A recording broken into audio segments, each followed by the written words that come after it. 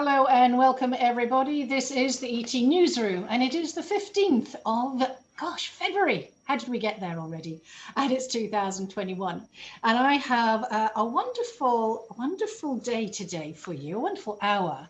And this is with a lovely man called John G. Sutton and a lady I know quite well called Pat Byrne. And you may say, well, what's this to do with Joanne? Well, I've taken a slight tangent of my interest, which is the ET Newsroom. Somebody will know, some of you will know me for all of that kind of work, linking with ETs, etc. Well, I'm also interested in animals and the psychic higher consciousness world. And today, John and Pat are going to share some of their stories about those experiences. So we're going to start with John, and I'm delighted to invite John on this show, particularly because he also was a guest on one or two shows that I did about my book 44, which featured Bill Brooks, a colleague of his way back in 1968, when they both had an amazing paranormal event in the barracks. So John, actually, maybe it would be quite interesting just to start with that little story before we go on to your wonderful book, Psychic Pets, which I've just ordered, by the way. All right. Oh, so you've got a copy of my world best-selling title, Psychic Pets. You know what? It's in the post, and it really is. Really? Yeah. Why not? Yeah. Right. Okay, so you want me to tell you about a little bit about what happened to me? Yeah. I think that would be really interesting because that's how we connected. Yes, it is. We go back to the year 1968, which is just a little while ago. I was a soldier serving in the British Army of the Rhine in Germany. And what happened there was I was in the barrack rooms and we got a Ouija board. And at the time, I was fairly innocent, and I never thought anything about this. We'd just have a game with it, play with it. And I took it into one of my colleagues' rooms. We slept just down the barrack room block from me, and we were messing with the Ouija board. And the guy in the corner who wasn't taking part in this, he says to us, "This is a joke, you're just having a laugh." And the Ouija board spelled out, "This man will not, he will suffer, he's gonna." I said, "You've annoyed the Ouija board, Anyway, we just packed it in and went to bed. Anyway, the next morning, he came into my room at about 8 o'clock. He said, "You're a maniac, I said, "Well, what's happened?" It was innocent enough. We went to bed about 11 o'clock. So he said, "Come and look what you've done to my room." I hadn't done anything. I've been in bed, And I went to his room and it was an absolute, as if somebody had torn in there with a tornado. The beds were upside down. Metal lockers, big military issue metal lockers were bent right over. And his room was an absolute mess. He said, "I've been hiding under the mattress in the corner all night." He said, "How did you do this?" Well, it wasn't me. And from that night on, we kept hearing, I could hear it, like loud booming noises echoing all through the barrack block. And I'd go open my bedroom, the door, and and there was nothing there. Nobody else could hear it. I could hear it. And about a week or so later, it would be about 3 o'clock in the morning, and I heard the footsteps walking across the room, and it was pitch black. And I thought, "Oh no, that Welshman's going to pee in the corner again," because soldiers have a tendency to get, and this guy's his habit was to urinate in the corner, which was a bad thing. Anyway, I looked out, and it wasn't him. It was an enormous apparition standing at the foot of my bed, and it must have been about 7 or 8 foot tall. It was ginormous. I couldn't quite see what it was, but it looked to have half its head missing. It absolutely terrified me so much that I cowered under the bed covers, and I never did find out what it was. But the guy in the bed opposite me was Bill Brooks, and he saw it too. Now, if 2 people see the same thing, that's good enough evidence to get you convicted in court. Yeah, he didn't know what it was either. And interestingly enough, because this is in, we didn't say where this was. Was this Paderborn or was this Sennelager? It was in the area of Paderborn. It was a place called Sennelager, and Yeah. it was the barracks was called Dempsey Barracks. Oh yeah, of course. And we were soldiers working on the Honest John missile, which was a nuclear weapon.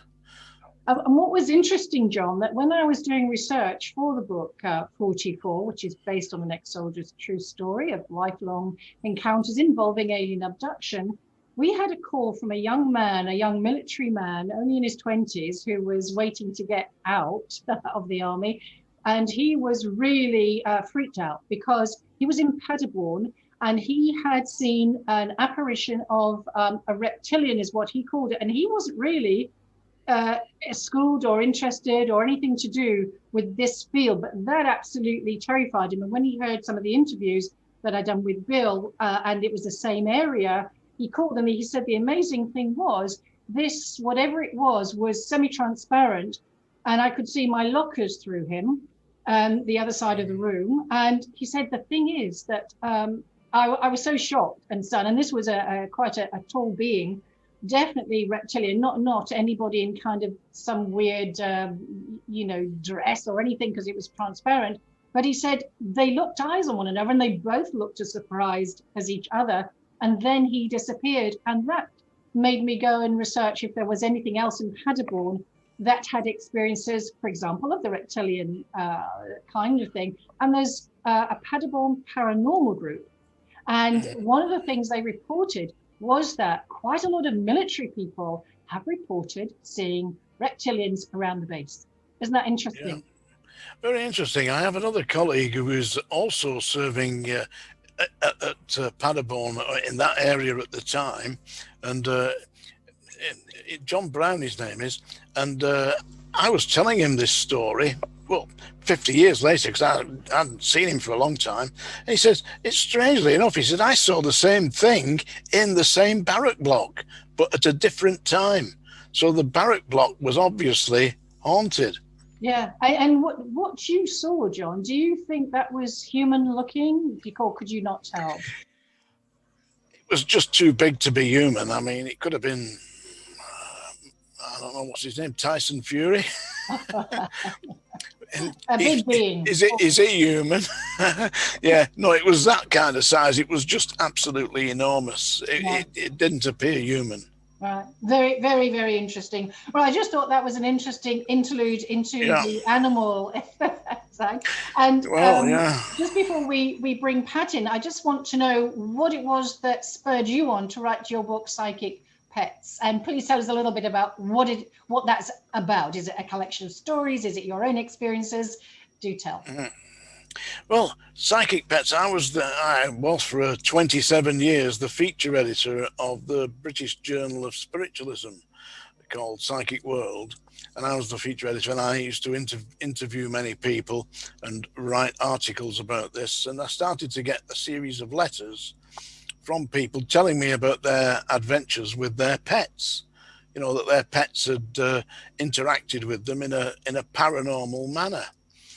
So I had a literary agent, and I sent the idea to my literary agent, who parceled it up and sent it to Bloomsbury. And at the time, the managing editor of Bloomsbury was a man called Barry Cunningham. And Barry Cunningham invited me to go to London to meet him. He said, I'm interested in this, let's have a talk. And when I got there, we had a discussion about this, and he introduced me to one or two people, and one of them being J.K. Rowling, who was in the same office.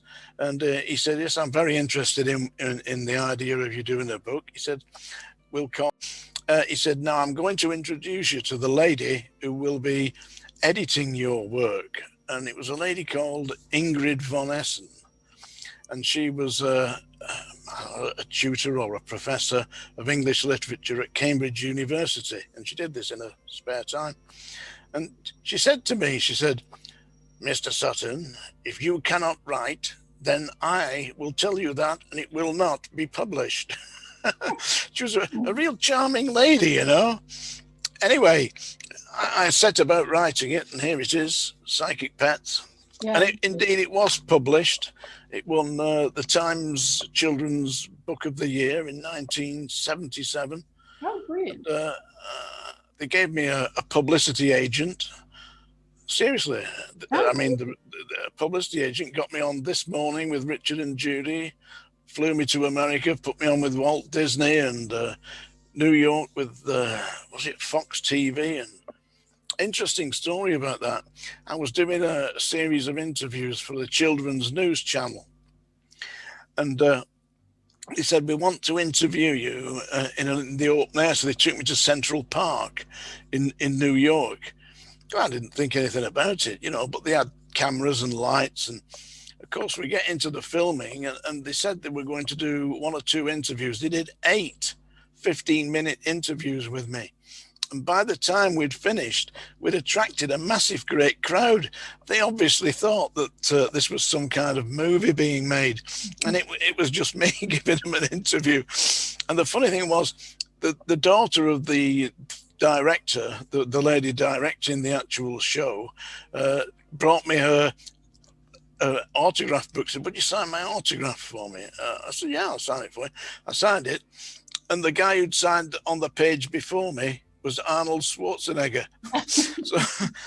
So somebody somewhere has got an autograph book with my name in alongside Arnold Schwarzenegger to be saying, who the hell's this? So, John, perhaps you could just share, again, just before I bring Pat in, maybe one of the stories that stands out primarily to you, if there's is just one. The story, yeah. I mean, don't forget, I mean, I'm a professional psychic. You can look me up on psychicworld.net.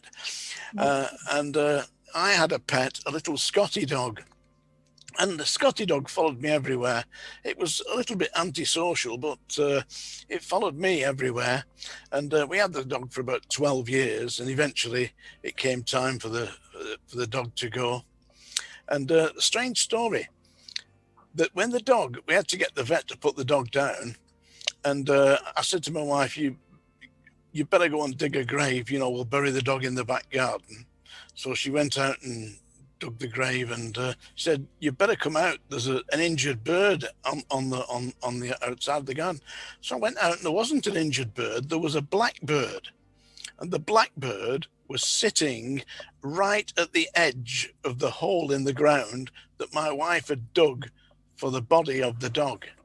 Yeah. And this is a wild bird, a blackbird, and it stayed there until we put the body of the dog into the grave. And we were only like 2 or 3 feet away from it. And we covered I said a few words over the dog, of course, my dear old friend, and covered the dog up. And when he'd done that, the bird flew straight up into the air and disappeared completely. Absolutely. I believe that the dog's spirit was taken from this world into the next world by that bird. And the strange thing is, about 5 years after this, I was sat here, and my wife said, look at the mess your hair is. Get it cut. I said, there's nothing wrong with my hair. Well, you can see it's a mess, you know. But she said, I'm going to take a photograph of this and show you exactly what a mess your hair is. Let me show you that photograph. I've got it here. Yeah, great. Here we are. If you can see this. Yeah, there's a lot of light on the image, John. So now you see, I can see that in the thumbnail really easily. It is undoubtedly a little dog. Can you see that, Pat? Not quite, no. Oh, I can see it, absolutely. It's really interesting. I didn't see it, John. Can now, yeah. Yeah, I've got it. Yeah, you can see that. Yeah, once I got it, it was as clear see that? as day. Yeah. The dog. Yeah, sorry, John. The dog materialized in my hair. I think it's amazing. I really do, because once I saw it, I couldn't unsee it. And you know, people say, "Oh, you can see this, you can see that," but you know, and I have trouble with that. I mean, only trouble that I can't see.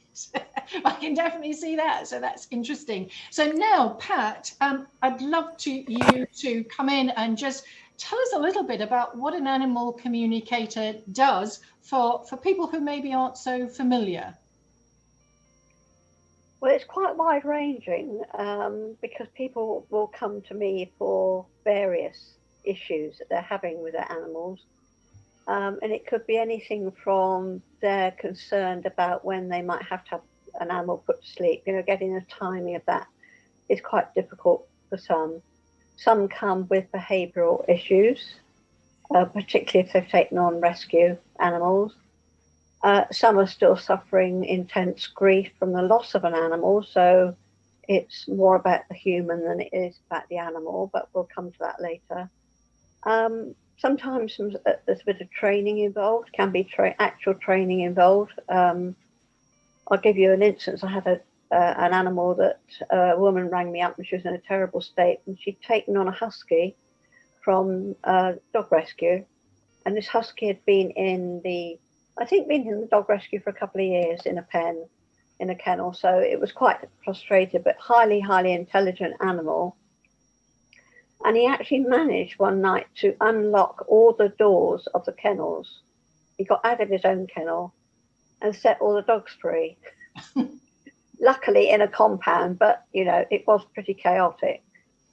Anyway, this woman took him on, and a lovely, gentle soul, but he kept running off. I mean, you know what huskies are born to run, aren't they? Yeah. And she rang me, and what she had done the previous week was to, in her frustration and not know how to cope, had said to him, if you carry on like this, because he was running across the field, disappearing out of sight, she had spent hours trying to recall him. She said, if you carry on like this, I'm going to have to ring the Dogs Trust and you're going to have to go back. Well, within 2 hours, he chewed the phone up so she couldn't make the call, or what he thought couldn't make the call. So that was another issue that we dealt with. And when I was able to explain to him the problems it was causing for, you know, the human, gave him the human perspective that he might run out on the road and kill somebody, you know, all these things that can go wrong when dogs go. She said, well, what can I do? So I said, well, we'll set out a training program for him, or a suggestion. Once he got the hang of what was wrong with his behavior, rather than him just using his instinct, which is perfectly natural, obviously.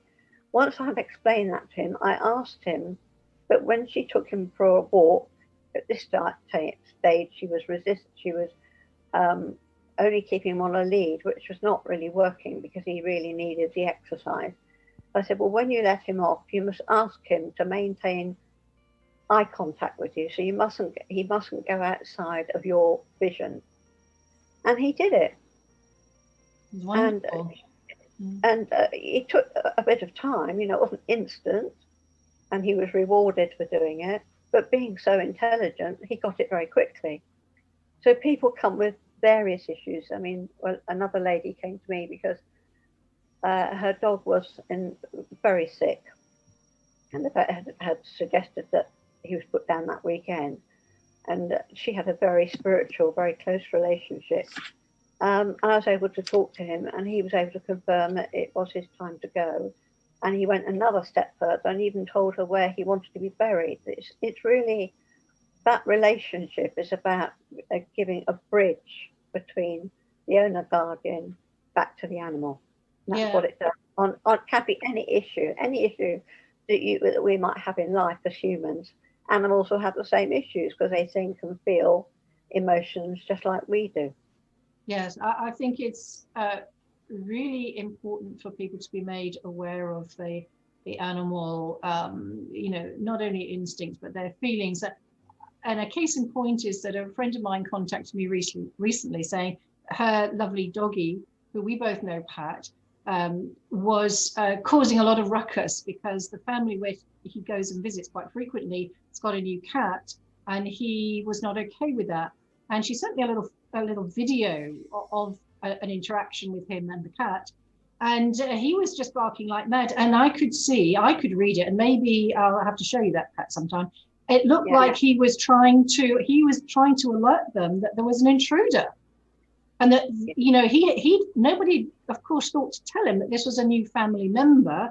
And I know that people would say, oh, you're nuts. But actually, if you take a step or two to include the the creature. I know if you say that we are all one and everything is connected, then that makes perfect sense to do that and include them. And I said, and you might want to try a bit of rescue remedy, which is a great thing for just calming and helping with shock, because it is a shock when you've had your life one way and then suddenly there's another being in there. It's like a new baby in the family. Sometimes the other members of the family, the smaller ones, don't understand for quite a long time. And it takes a little bit of time for them to acclimatize to the new situation. And it's no different for a dog, but people, or any animal actually, but people often don't think about that. And I think this is part of our own human evolutionary process of including that we are all connected, and so are they.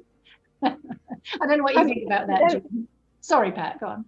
No, it just occurred to me, and they don't actually, people don't, they'll talk to their animals like in general terms, you lovely boy, whatever, but in terms of specifics, when animals, and particularly dogs, because, they're more tuned into our daily routines. But I used to say to people, talk to your dog. You wouldn't just walk out of your house and leave your partner and not say something like, just pop into the shops, I'll be about half an hour or whatever. Your dog needs to know when you disappear out the door, where are you going? When are you coming back? Particularly if their routine, and dogs have quite a good routine with humans, is disrupted in any way, whether it's just that or another. But as soon as you explain where you're going, I mean, I had a dog and I used to, he had separation anxiety when I first had him. And I used to always say, I'm going shopping, I'll be half an hour and I'm bringing you back a treat. And, that was all through his life, that he knew that I would be back within an hour.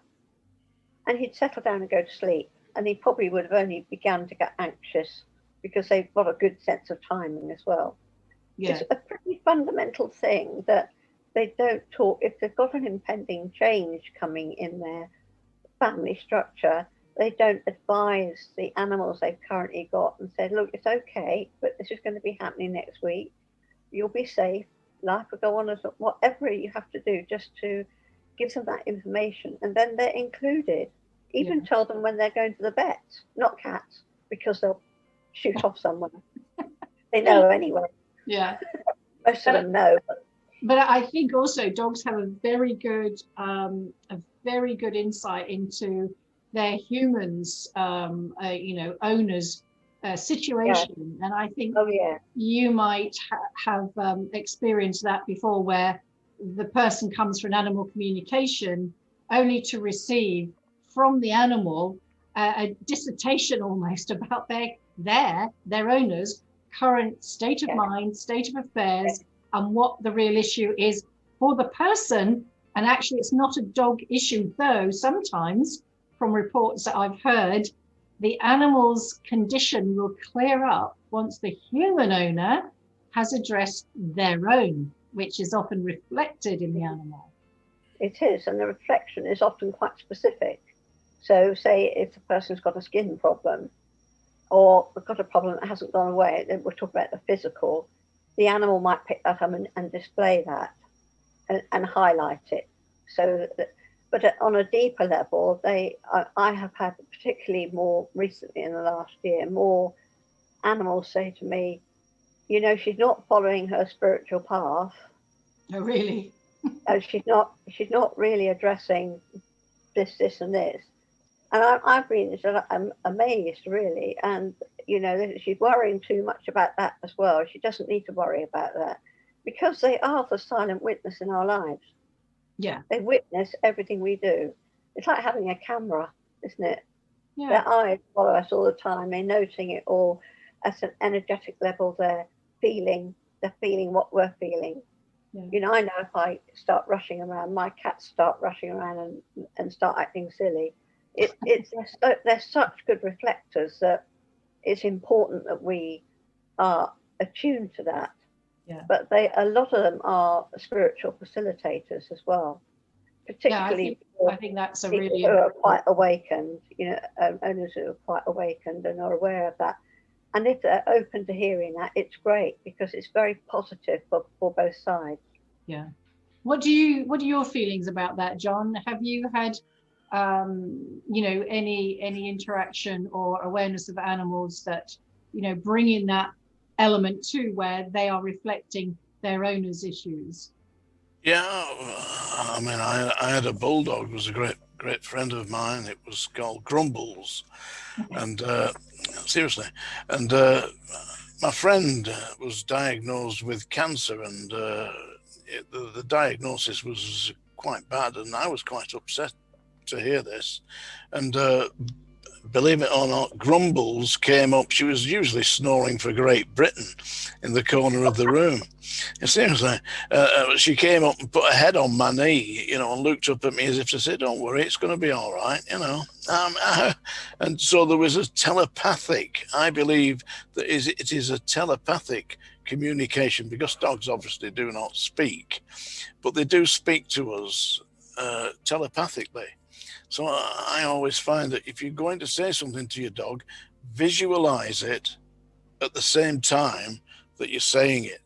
So if you're talking about you're going to feed the dog, say you're going to get your food now, and visualize giving the dog the food, and it develops that telepathic communication between you. Yeah, I did some work, well, briefly with a man called Professor Rupert Sheldrake. oh, wonderful man. Yeah, when I was researching psychic pets, and he was doing tests on how animals can recognize when their owners are coming home. You know, and the way he did the test was setting cameras up and watching the pet, how it reacted as their owner got closer to the house. And they found that some pets actually, when the owner was about a mile away, the pets would, if they were asleep, they would wake up and run to the door or jump and look through the window when their owner was absolutely nowhere in sight, but they were heading in that direction. Now, my understanding of this is that we all have an energy field that surrounds us, and that the pets and our pets, dogs and cats, are sensitive to our personal energy field, so that as we start to enter into their energy field, they can pick this up, and therefore they interact. And you'll notice, I mean, try it with your pet. Anybody who's watching this, try it with your pet. Take your pet out in the car, drive anywhere you're going, and notice that when you get within, say, half a mile or a mile of your home, if your pet's asleep on the back seat, it'll wake up. They won't be able to see where they're going, but they'll still wake up and they'll start to interact, and they're ready to come home. They themselves know where they're going. It's like a homing instinct. Do you have any thoughts on that, Pat? I do. In fact, I've got a little story to tell you about my dog who I used to take into work. The same dog I was talking about earlier because of his separation anxiety. And I was going to the same place, Basingstoke, where my work was, but I was coming in from a different direction because we just moved house. So we came up to the same roundabout from a different direction. And as we approached this roundabout, he always, when we came from the other direction, used to sit up because he knew we were like minutes from parking and going into the office. So we came in from a completely different direction. He did exactly the same thing. So he recognized, as you said, the energetic distance. It didn't matter where he came. There were 4 exits off this great big roundabout. But I remember seeing him sit up and go, "Oh, okay, right, I've got it now." Getting ready to get out the car. And I had another cat who was a semi-feral cat who lived with me, and she was very highly intelligent. And I had a job at that time where my hours used to change quite a bit, so I could get home at 5:30, 6. But if she was in the house, she was always at the window, whatever time I arrived, without fail. Wonderful. Yeah.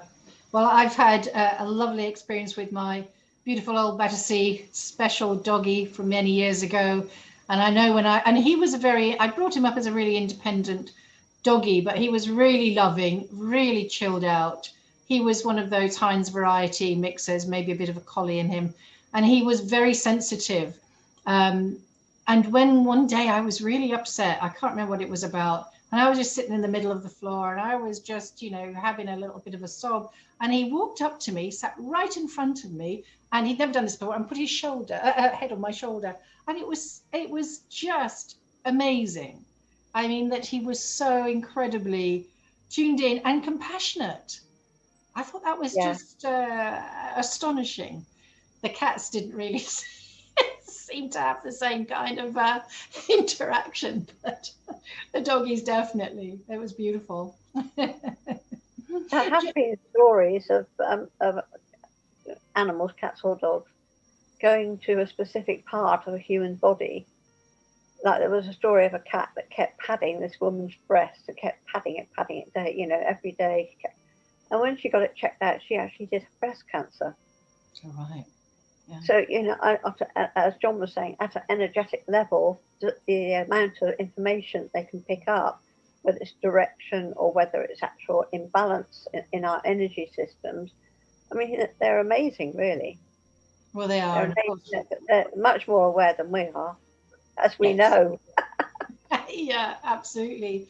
John, I was just wondering if you could share with us some other story from your book, Psychic Pets, that may be a particularly interesting one. Yeah, well, as I said, I did research. I mean, these are not stories that I've made up. These are actual research stories from around the world. And there's one story involving a dog in Australia, and they had a very good two dogs were friends, you know, and eventually the family moved away, probably about 50 miles away into another part of Australia, and the dog that moved became very ill, and it was about to move between the dimensions. I don't believe in death. I believe that there are a number of dimensions, and that this is a material dimension. Yeah. That we're here for a short period of time, and that eventually our spirits move into the next dimension. And this dog was at the point where it was going to pass. And the house that they lived in had a fence around it because it was in the middle of the bush in Australia, and they had to build a wall, like a wire fence around it, to keep the kangaroos and whatever else it was, the wild animals, out. So there was no way in. But at about 4 o'clock in the morning, the owner of the house heard the barking of this dog and went out, and there in the compound next to the dying dog was its friend from 50 miles away. Oh, wow. How had that dog transported itself? It was almost as if it had been teleported through time and space to be beside, and that's where it stayed until its friend died. Now, I researched that story with the lady, and she was absolutely certain. And I spoke to the owner of the other dog, and she said, yes, our dog just disappeared. Wow. And appeared 50 miles away in this compound next to its friend. Yeah. Now, that is an amazing story, isn't it? It certainly is. I mean, we're talking about pets, and the pets, I mean, animals, it's just animals in general as well. I mean, Pat, you know that you've dealt with horses, and that, you know, everybody, I think, is in agreement of how psychic those guys are, and other creatures like, you know, wolves, bears, pigs, super intelligent, super aware. And I've watched quite a lot of those beautiful videos where you see the animals, turkeys, you know, birds, even fish, crocodiles even, where people have bonded through either a rescue or a trauma or whatever. And there is a complete understanding between the parties, whoever they are, whatever the creature is, which, you know, sometimes may have been a dangerous creature to anybody else or whatever, but there is this most incredible, unbreakable bond. It's absolutely beautiful. I remember the story of the guy known as the Elephant Whisperer. When he died, I mean, the whole herd of elephants and more came. I mean, honestly, it's kind of heartbreaking in a way. It's, you know, heartwarming, heartbreaking. You know, I know we can say there's just dimensions, but boy, do we miss the physicality of, you know, the little doggy. I miss mine. There is a book. There is a book that you should read. You really should get this book if you're interested in the power and of paranormal animals. It's called When Elephants Weep. Oh, Have you ever read that book? no. It is absolutely amazing. And elephants have got emotions. Oh, yeah. Huge. And all animals have emotions. That's why. And one of the books that I wrote was called Animals Make You Feel Better. That's another one of my books. That was published by Element Penguin.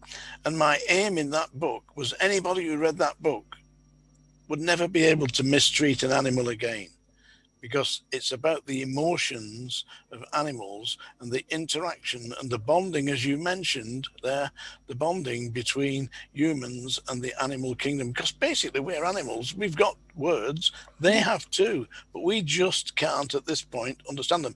Pat, you obviously can, but do you believe that you are doing so telepathically, or are you doing so through psychic powers? Well, I don't really know, to be honest. I sort of tend not to analyze those things too much, because my journey has given me lots of interesting experiences. I think telepathic at one point, but I think it's gone more into psychic more recently. Very good. So when you speak to the animals, yes. Are you speaking telepathically as well as actually verbally? Yes. Yes, I mean, I can. I speak to them through my head, if you like. So when I talk to an animal for the first time, I always ask their permission and ask them if they're willing to have this conversation, because they must be willing as well. And then you start to get. But what I do is I do this distantly from a photograph, and I get one with good eye contact, so I can connect with their soul essence and their energy field, and you can pick up an awful lot just from that. That's even before I've attempted to have a conversation with them. I usually do that the day before to merge in with their field and get the feeling of what they're feeling. And excellent. then you can go into that will work. Yeah, I mean, yeah. I did a show for Fox TV in New York, and I didn't realize I was going to do this, but they put me live on television taking calls from around America. And the first call that came in was from Texas, and this lady said, "There's something wrong with my dog. It will not sleep at night." So I said, "Well, would you put your dog on the telephone?" So seriously, they did put the dog on the telephone, and I got the message, and I said. So, John, let's just pick up what you were talking about in the States. You had an off-the-cuff request about an animal not sleeping. Yes, I did. I wasn't expecting this. I was on Fox TV in New York, linked up all around America, and there was people ringing in. The guy rang in from Texas saying about the dog. Said the dog was it was unhappy. It was barking all night, and so I said, "Well, put the dog onto the phone. Let me have a word with your dog." So just for a brief 10 seconds, I spoke to the dog. Quite what the viewers were thinking, I'm not sure. But anyway, I got from the dog that they'd moved its box, and they'd put its box next to a door, that underneath the door, the wind was blowing, so that all night the dog was cold. So I got this from the dog. So I said, "Listen, all you've done is you've moved the dog's box. It's freezing cold at the night because the wind's blowing through the door. Shift its box back to where you was before. Said, dog will be perfectly happy." He said, "How did you know I'd moved its box?" I said, "Your dog told me."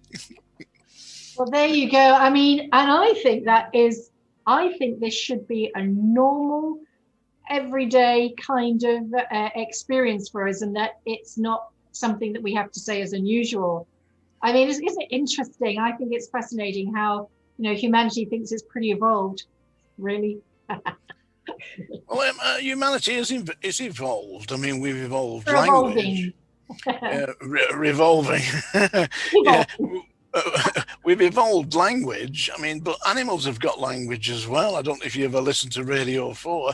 They have Tweet of the Day on Radio 4, BBC Radio 4, and the birds are all singing, and they've all got a little message. I did another radio show, and I got a call from a guy in Alaska, believe it or not. It was an international radio show, and the guy said to me, he said, everybody says that my dog thinks I'm stupid because the dog's looking at me all the time. He says, he says, does my dog think I'm stupid? So I said, just let me have a word with the dog. So same routine, you know, put the phone to the dog's mouth. I had a word with the dog, and he said to me, well, what do you think? I said, well, I'll tell you this. Your dog doesn't think you're stupid, but everybody who's listening to this does. I thought that was funny anyway, because the dog had got a sense of humour, but this guy quite hadn't. Yeah, I like so that. Dogs and animals do have a sense of fun as well, obviously, as you know, because they move things around. Yeah. But the thing is, I mean, you'll notice, I mean, people who are going on holiday, you watch what happens when you start to pack bags to go on holiday. Your pets become upset. You know, they're interacting with you. Where are you going? What's happening? So if you are planning to go on holiday, have a word with your dog or your cat. Oh, Pat, do you want to share your experience about that? John, I think this is quite interesting. Yes, well, we hadn't had our dog Rags for too long. About a year and a half, we were planning to go down to Cornwall to see friends. Sorry, Pat, can I just say that Rags was also a rescue dog, so...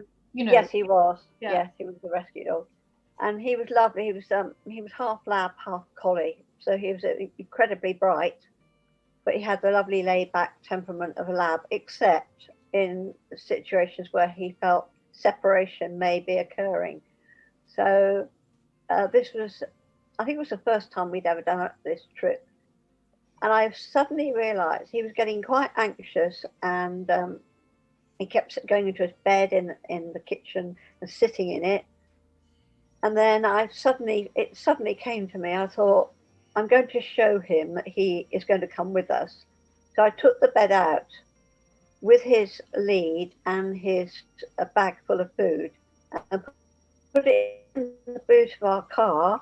And he immediately jumped into the boot of our car. And I said to him, you're coming with us, Ragsy, but not today. We're going off the first thing in the morning.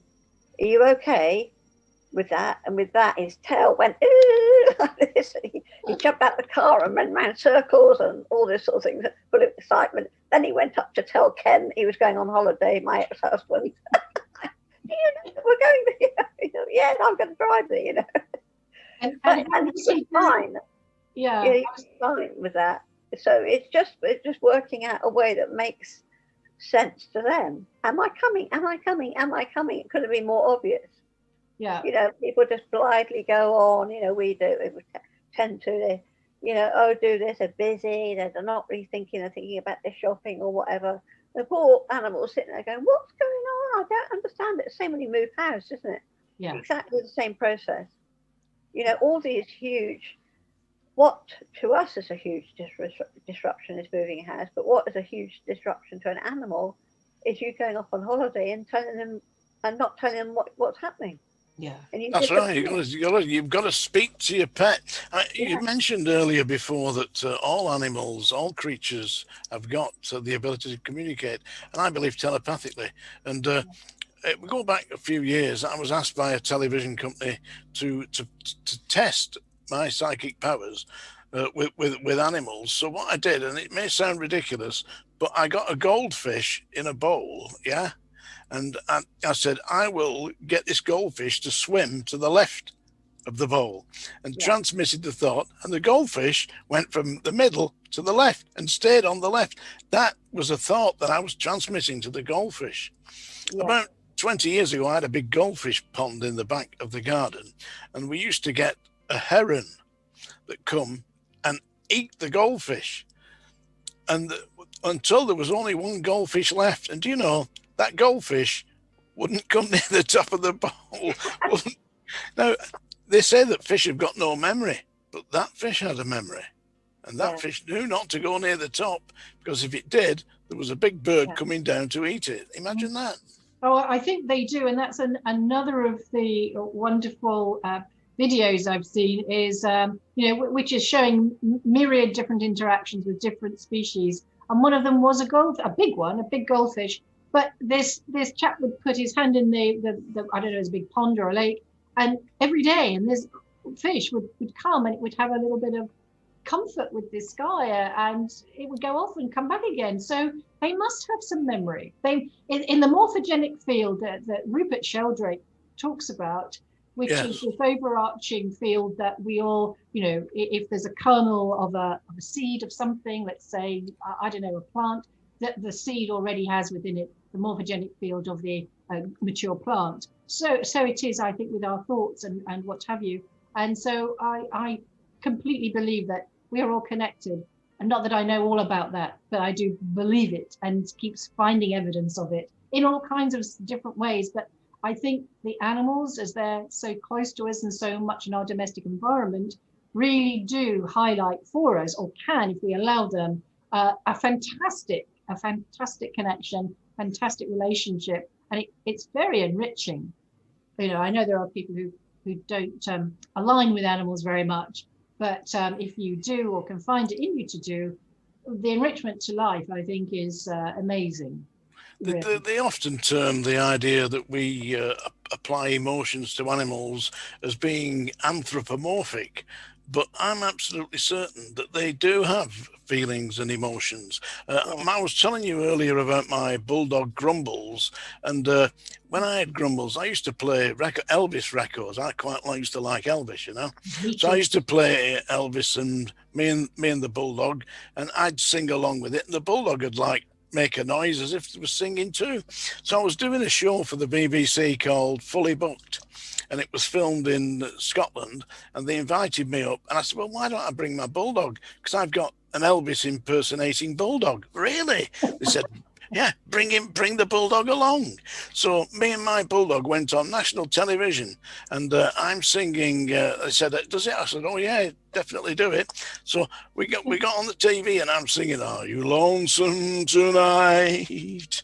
And the bulldog, because it was red hot in the studio, the bulldog slavering away, and it never sung. And so at the end of it, the producer said it was very funny, but how come the bulldog didn't sing? I said, well, I told you it was an Elvis impersonating bulldog, but I never said it was any good.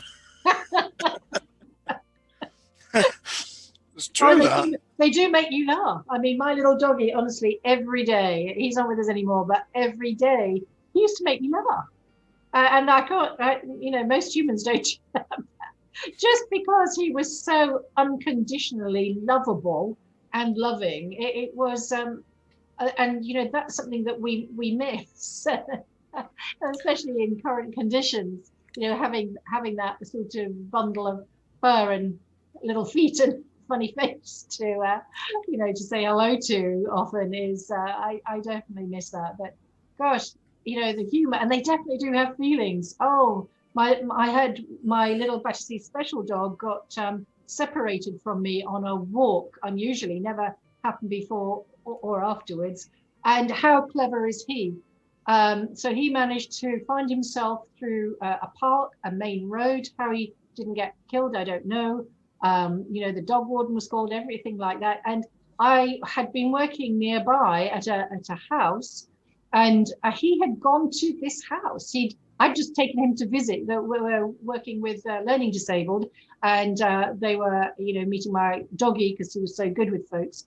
And he went there and barked, but they didn't recognize him. I didn't take him that often. They just thought he was a stray dog barking. How clever was that? And that was because where I lived had a little gate, and he couldn't get down there.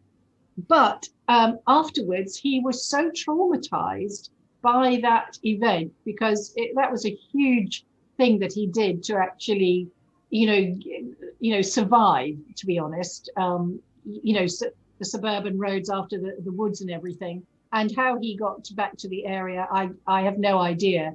But I had to treat him with rescue remedy, which is great for shock, and really nurture him. And he was never, quite the same after that. So animals do have PTSD, big style. And we need to be aware of that sort of thing as well. I don't know if, John, you can speak to that, or you have any awareness of that sort of thing with? No, of course, animals do have their own feelings. They also have a homing instinct. They absolutely do know where they live. And animals, you know, if they see somebody that they do not like, if there's something wrong about a person, they won't go anywhere near them. Yeah. They will definitely stay away. My little Scotty dog that I told you about before, who materialized in my hair, you know, my daughter, every time she brought a young man to the house, the dog would go for them, you know, you know, barking at them, angry. Wouldn't let them anywhere near, because my daughter Dulcie was her friend, you see. Yeah. And one day she came across and brought this young man, and the dog ran up and started jumping up and licking his legs and generally befriending him. And she married the man. Oh, you know, so we always say that it was the dog that picked the boyfriend. Yeah, I again, with my lovely little Battersea dog, he was really a calm animal. You never saw him growl or anything. I mean, he might have barked in fun and all that, but never. He was just very tranquilo. And then this one day I was out in the East Sussex countryside about to, you know, try and find a little place for coffee, and he started growling, and I couldn't see anybody in my immediate field.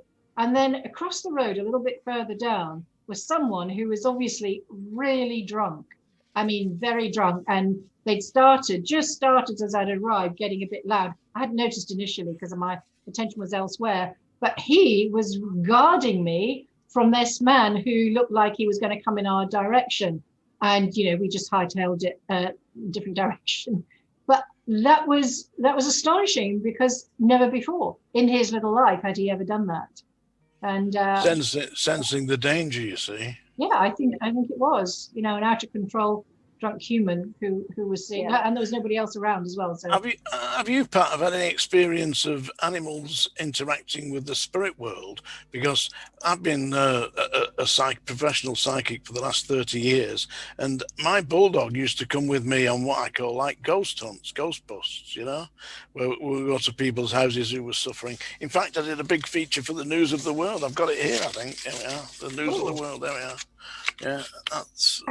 You mean you like to do walkies on the other side? Is that what? Yeah, my bulldog likes to go walks on the other side. Yeah. Oh, okay, that's interesting.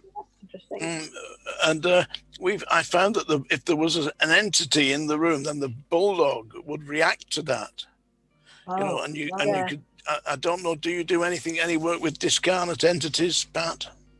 No, not really. I haven't. I have had animals that have told me they're connected. Like one horse who was connected to the Indian wise elders. So they're connected. I have had instances where they're connected to other dimensions, but I've never had anything that you've just explained. That hasn't sort of come into my field at all. I had one instance where this gentleman asked me to go and help at his house because there was a negative energy and a presence there. So I went with my bulldog, and what it was the lady who had lived there probably 50 years ago had moved back in as a spirit. And she thought that the people who were in her house were invaders. So I could actually see this lady translucently, but I could see her. And I had a word that said, listen, you do not live here now. You really have to leave the house, because she's causing distress. It was causing the children of the house to become frightened, you know. So I had a word with this lady and said, listen, you're going to go. And the way I deal with spirits that are a little bit recalcitrant, I say, either you're going to go or I am going to throw you out, you know, like throw somebody out. But anyway, she went. And about 2 weeks later, the guy contacted me. He says, you and your bulldog did a real job with that, you know. Absolutely, the house is peaceful, the children are happy. He said, but there's a problem. I said, what is the problem? He says, the man next door. He says his house is haunted. What happened? He moved next door. The lady had gone out and moved in next door. But he didn't believe, the guy next door didn't believe it, you see, so I left him to it, but that's where she was. It's absolutely spirits who have not taken the next step Yeah, I've had that experience myself. And we had quite a large house at that time, and we'd only just moved in actually. We were sitting in what we call the front sitting room, which is quite a big Georgian house. And we're sitting there quietly without the television on, and suddenly we heard these very heavy footsteps above. And we both looked at one another to say, if we hadn't both been in the room, I probably would have dismissed it. But I did the same thing. I then went round the house the next day, and I went into this room, and I felt it was a woman. I felt it had been a servant in the house previously. And I said to her, I just want you to know that we've come here to make this house, to restore this house back to what it should be. And we're going to take care of it. And I think you need to move on now and leave it up to us. And she did. But there was one further up in the building, up in the flat at the top, who was very persistent. And somebody had told me that they had slept there. A local person told me they had slept there one night, and they had seen this woman hang herself up there. So once I knew that, and I couldn't, the room, it was a labyrinth of rooms, and I found myself unconsciously leaving the door open. I wouldn't let the door slam on my back, as it were. So I propped it open with an old suitcase, I seem to remember. And I walked through the flat, and I said the same thing. And I said, I'm sorry for your loss, because I think she lost a child or something. I'm sorry for your loss. And I said the same thing to her. And she didn't go immediately, but as I painted each room, she moved to the next room. And then when we got to the last room, I said, you're free to go now. And she did. Oh, that's beautiful. Supervising me, is she going to do this? She was checking out on your progress. Yeah. But I'm lucky to have the ex-neighbour tell me that story, because it gave me an insight to what the problem was. Very good. Have you any knowledge of the history of human interaction with the animal kingdom and pets? Because the ancient Egyptians used to worship a goddess called Bast, B-A-S-T, that was the cat-headed goddess. Yeah. Really?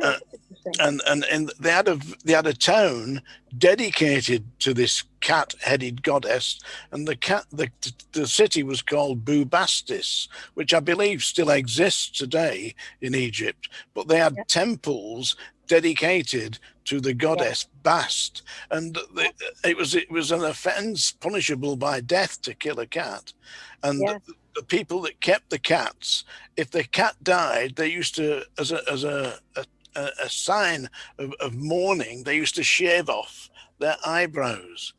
The Egyptians were absolutely devoted to this, or to certain people were devoted to this goddess Bast and to the cats. So historically speaking, we go back 4,000, 5,000 years. Humanity has recognized the importance of animals. I think there's a lot to be said for that. And I think that it would be great if we could perhaps hook up again and do another psychic animal chat, because I think there's lots to be said about this, and I think it's lovely to chat about it in this nice open way. So I'll have to thank you both for today. It's been absolutely great, and I'm going to let you both say thank you very much to Pat and to John. John, can you just give us the details of any website and where we can get your book? Well, anybody who wants to speak to me can get me through my website. It's called psychicworld.net. Okay, psychicworld.net. And Pat, is there anything that you want to leave by way of contact for people should they want to connect with you? Have any want information about how I can help them, they can get me at patanimalcommunicator@gmail.co.uk. So that's just Pat Animal Communicator, all one word, all lowercase, gmail.com. Okay, that's lovely. All right, folks. Well, this is the ET Newsroom, and we would love you to join us again on another psychic animal, and who knows what else we'll get up to in these chats as well. So John, Sutton, thank you very much for your time. Pat, thank you again, absolutely amazing. And I think this is a lovely thing to open. Just before I leave, I'm just going to say that also I noted that the super vet, Noel Fitzgerald, is it? Fitzgerald, is also doing a podcast on special animal, I don't know, experiences and things like that. So isn't it interesting that I've just started doing this and then he's just started doing this? So there's something about the awareness of the animal kingdom that is coming up for examination and reevaluation perhaps. So anyway, this is over and out from ETN, the ET Newsroom, and it's Monday, the 15th of February, 2021. Everybody take care, have a good one, and we'll see you again soon. Thank you, John. Thank you, everybody. Thank you.